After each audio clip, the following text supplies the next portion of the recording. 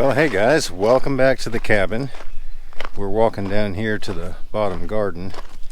I'm going to show that to you because everything that I have is doing so extremely well that it may be the first time that I really haven't had any plants die on me.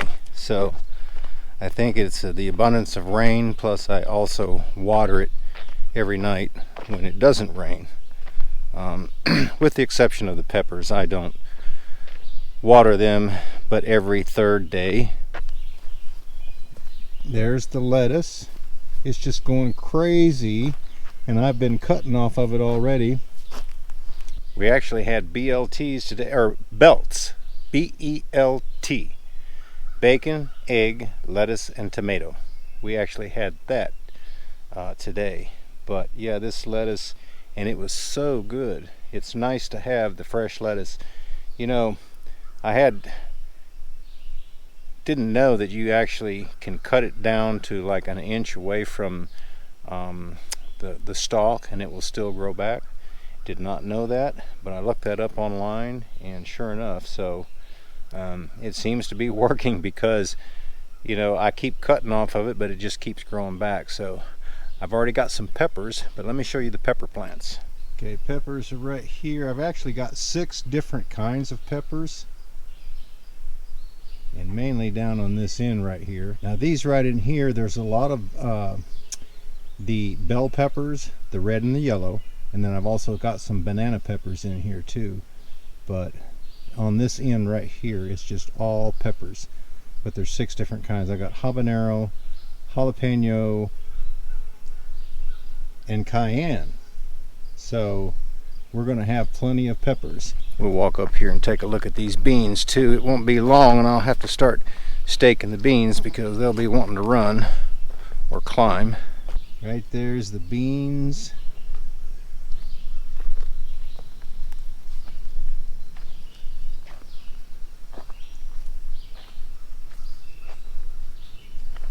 And then right behind me, I guess you can see the potatoes.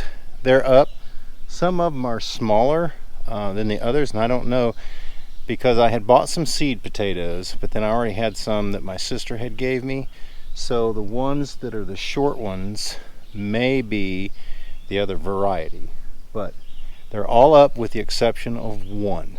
There's one hole right over here that's doesn't have anything growing in it, and I didn't, since everything else was doing well, I didn't go ahead and stick another potato in there. But all this down here in these hugelkultur mounds are doing really well. Now, it'll be interesting when that stuff starts to rot underneath, all that material that I put underneath the dirt before I filled them up, and we get a totally new microsystem under there with earthworms and bugs and things like that. It'll be interesting to see the change in the garden and how well this stuff grows then. But that probably is not going to happen till, I'd say, maybe next year or the year after that. But still, this dirt is doing really well. And you know, believe it or not, that hay hasn't sprouted too many weeds, and it has really worked well to help me to keep those down. Now there is weeds that pop through it, and I'll go through there and I'll pull them out, but it's not like that there's a whole lot of them. And I think it's also helping to hold that moisture in there, which may be aiding to the fact, or you know, helping all of these plants to grow the way that they are. So I haven't put any on the potatoes yet. I do intend to, but I've just been so busy trying to work on the satellite tower to get it up and going so that we, you know, don't have to pay for that monthly and not be able to use it.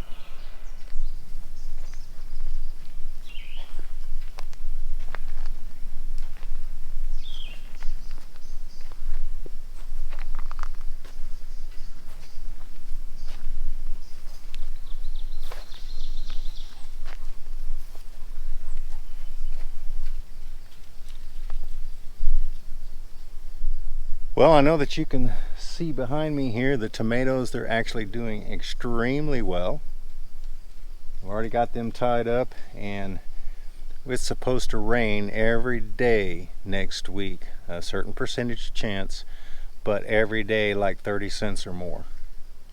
So I'm thinking that after next week is over, this garden may be, who knows how high then.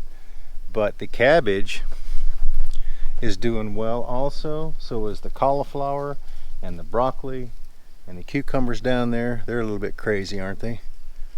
Got them tied up so they'll start running up there. I have found that to me seems like a better way to grow cucumbers. Now you give me some comments if you know a different way, but to let the vines climb, that way the cucumbers are just hanging there and then you just go by and pick them off. It also helps to conserve space because you know how they'll crawl. So yeah, I'm a big fan of staking the cucumbers now. And as that broccoli and cauliflower is getting so big, I might have to stake it. It's probably what, 16 inches high, 18 maybe some of them. But yeah, let's go check out the onions. You can see the onions right here. They are quite tall. I'd say some of them that I've got are the same, 16 to 18 inches tall. And when I've been watering them, what I'll do is I'll run water up and down this way, and I've kind of created a little trough so I don't lose much water, and it goes right down to the root. Because I don't water everything, I just water the plants at the roots themselves, and they seem to be doing really, really well. So I'm excited about having some big bulb onions this year. You mix tomatoes, cucumbers, and onions together in some vinegar, and man, I'll tell you what, that's some good eating. But yeah, everything that I've got, even the strawberries are doing well.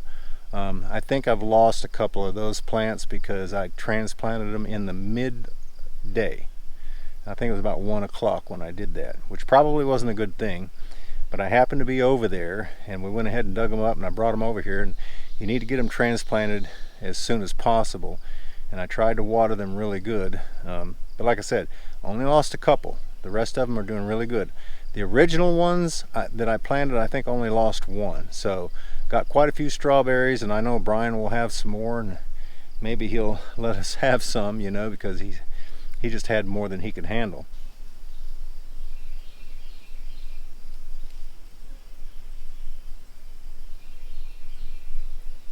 I thought I'd just go ahead and show them to you while I was at it. But what I was going to say is that Brian has lucked up on a deal. He actually bought a skid steer and a trailer and a bunch of different attachments. He actually quit driving the ambulance, and he is going into landscaping, clearing property, doing different things, basically with that skid steer. And he ran into a deal where he can go and do some logging, and because they just want the trees removed. Not that they're selling the logs, they just want them removed. So he told me that what he was going to do is bring me 4 loads of logs. Wasn't going to cost me anything. All I had to do, he was going to bring 4 extra logs, and he wanted me to cut them up into 2-bys so that he could build a porch. I think it was like or something that was 8 by 20. So I told him, I said, absolutely, it wouldn't take me long to saw 4 logs up for him. And then I've got the other 4, which generally he brings me 10 at a time. So that'll be 40 logs that are going to be 16 inches in diameter plus for the most part. And I told him that I needed probably 2 to 3 loads of pine, especially for the siding, so for that new barn. And so I've already purchased, I think it was 3 loads or 4 that I've got from him, and they're stacked down there at the bottom of the hill. Plus he brings me 4 more.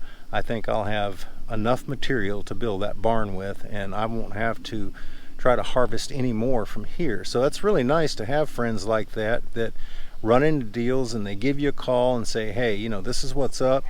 And then you don't end up using your resources. Even when I was paying him $100, that was like $10 a log, for a 16-inch plus log. that you can saw up a lot of material. You can't even come close to buying. That's about the price of one 2x4.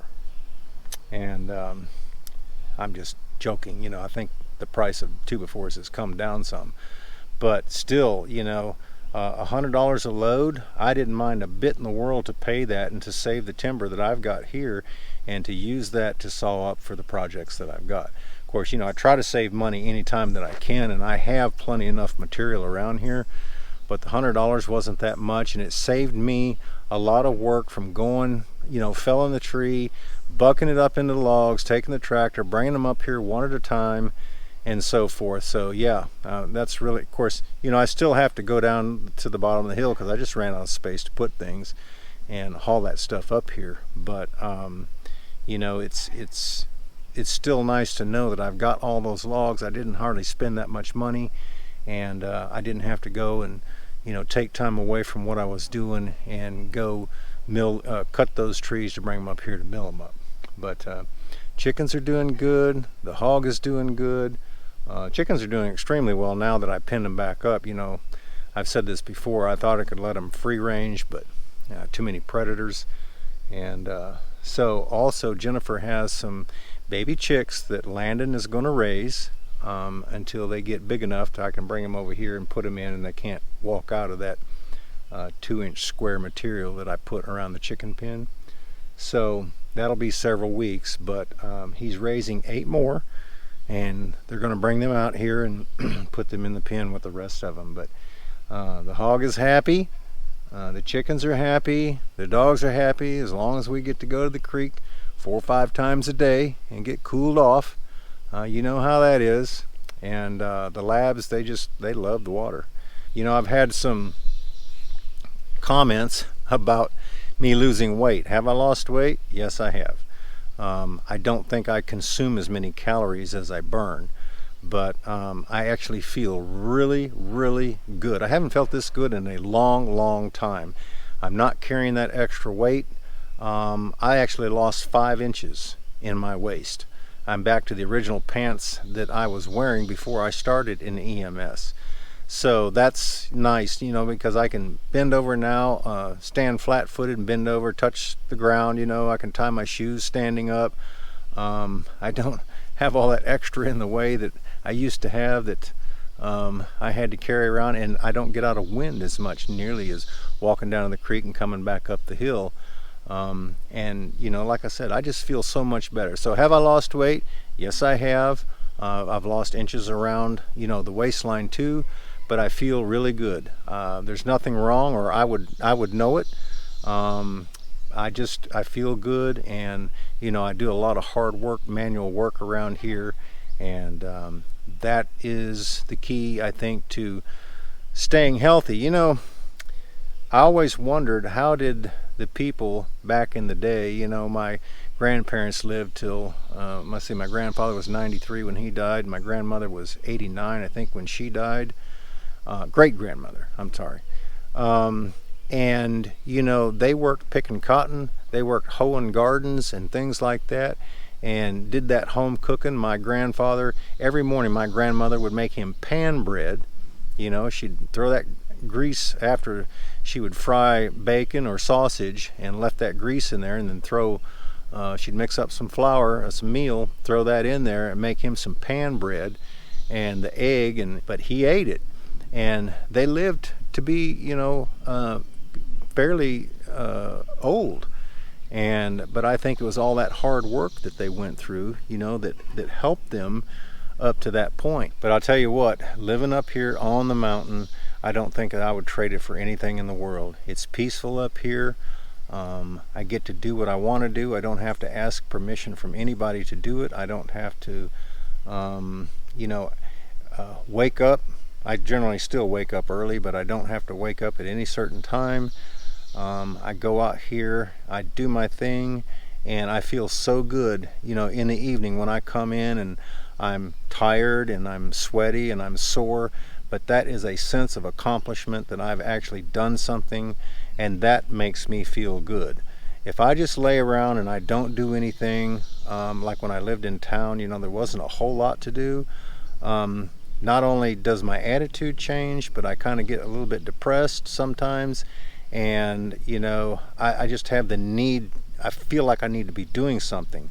So living out like this, and I could have changed that many years ago, but I didn't. I was pursuing education, because I think I was 50 years old when I went back and finished 8 years of school. I was 58, 59, I think, when I graduated.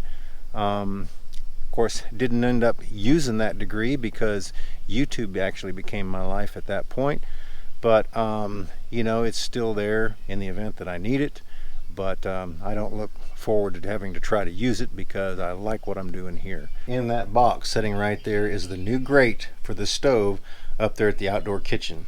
I guess over the winter, I don't know if the grates deteriorated, but I actually broke them. So it took me a little bit, but I actually found some grating material. Now that's too large. I'm going to have to take it up to my neighbor's house and cut it down so that it will fit. That's actually what I wanted to start with. Couldn't find it in any hardware store around here, so I ended up going to Amazon, and I had to put in a couple different search terms, but I finally found it. And so I will have plenty of it in case it goes bad. Then I'll be able to cut it again and put another piece in. So I think that was a good, it was about $70, I believe it was, but that will allow me to get back out there and get cooking again, because I couldn't really build a fire out there and cook. So I'll be excited to get that kitchen up and running again and be out there cooking breakfast and things like that. Not that I can't cook it in the cabin, but I just much prefer to go out there to the kitchen and cook it.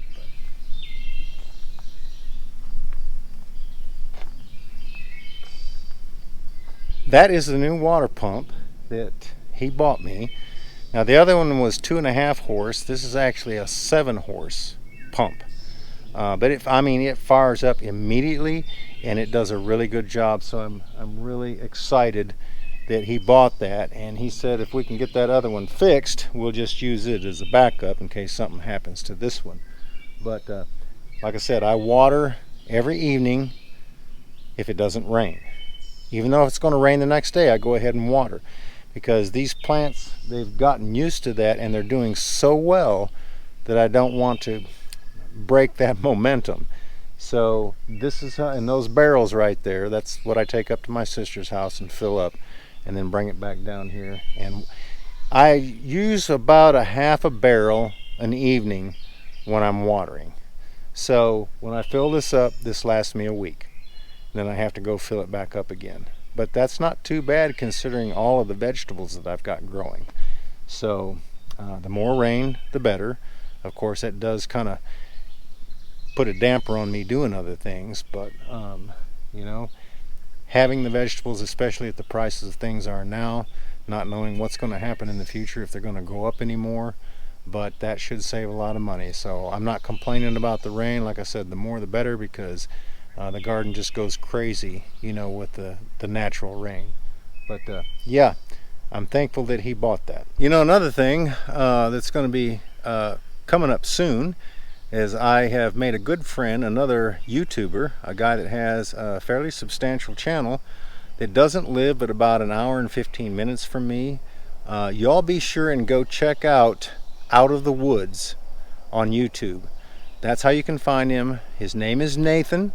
And I'll tell you what, he's got a sawmill that would make, it's a dream sawmill. It would make about 5 of mine. And he really knows what he's doing as far as cutting wood, because he used to do that long before he was a former police officer, detective. A really, really nice guy. Good, down-home country person. Go check him out on YouTube and leave me a comment and tell me that that you like him, okay? Because I don't think that you'll find anything about his videos. They're not long videos. They're 10, 15 minutes, sometimes maybe 20. But he has a lot of knowledge about sawmills, about logging. He's got a farm there. Got some great tractors, got some really good equipment. I think that you all would really enjoy it, because actually I've been following him for about 1.5 years, and didn't know where he was, and just kind of stumbled on to him on Instagram too, and started sending some messages, and we got to communicating more. So I'll be taking the cameras up there. We'll be videoing around his farm. We'll be visiting with him, talking with him. There's going to be so much that I can learn from him. So hopefully this is not a one-time deal. It'll turn into us getting together from time to time. He said he'd like to come up here to the Outpost, and I think he's wanting me to cook for him. So we'll be sure and do that. We'll feed him good. But no, I'm just teasing. No, I mean, we will feed him good. I'm just saying that y'all go check him out of the woods on YouTube. Leave a comment in there and say that Smoky Mountain Outpost sent you. We mentioned something on the live the other day that we did, and he said that several people from our channel migrated over there, and he called me to thank me.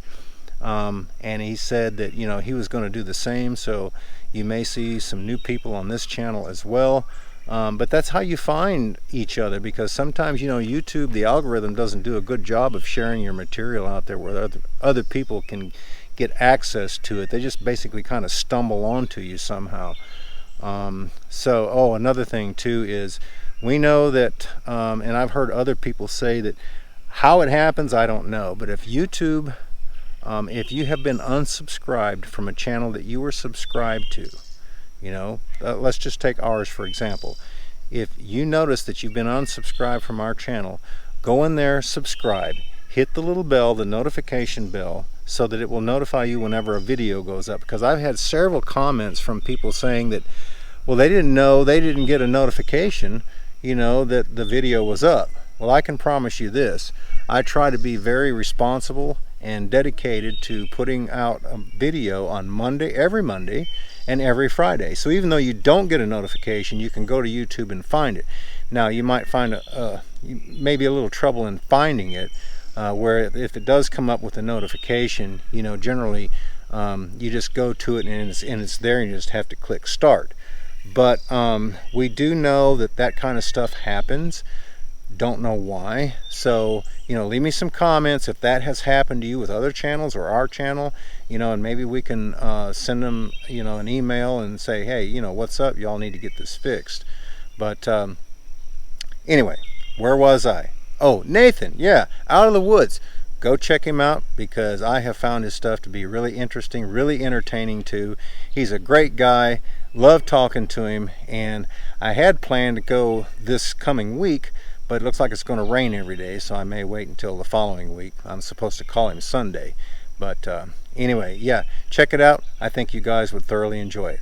Listen, I'm going to go ahead and cut this here. I need to go feed my dogs and stuff. We went up to my sister's, and I actually ate, so now it's time for them to eat. Now, guys, we thank you so much for stopping by and hanging out with us up here at the cabin. Thank you so much for supporting us on both of our channels too. That's the reason that we do the giveaways, because we want to give back to you guys, because you give to us by watching the videos that we put out. Anyway, you all have a great afternoon. Take care, and we look forward to seeing you back up here at the cabin again next time.